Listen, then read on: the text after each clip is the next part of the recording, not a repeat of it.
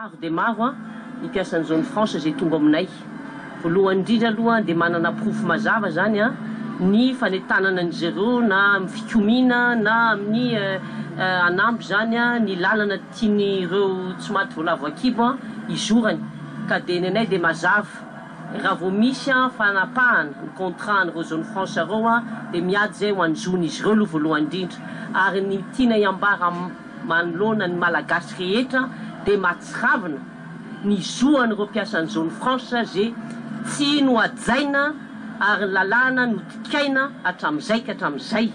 Ka dikan'izany amina miliara ny ananan'ireo mpiasa ny zone franche reo amin'ny mpampiasa azy, na ny resaka ny supplémentaire zany, na resaka ny congé zany, na resaka ny vehivavy bevoka zany, na ny zoany manoloana ny code du travail.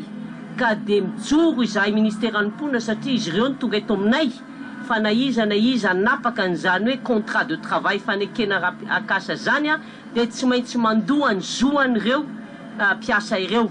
Ary tiana lazaina etona koa fa dia tena manentana izahay an'ireo inspecteur du travail anaja ny lalàna velona eto amin'ny firenena fa indrindrindrindra mba tsy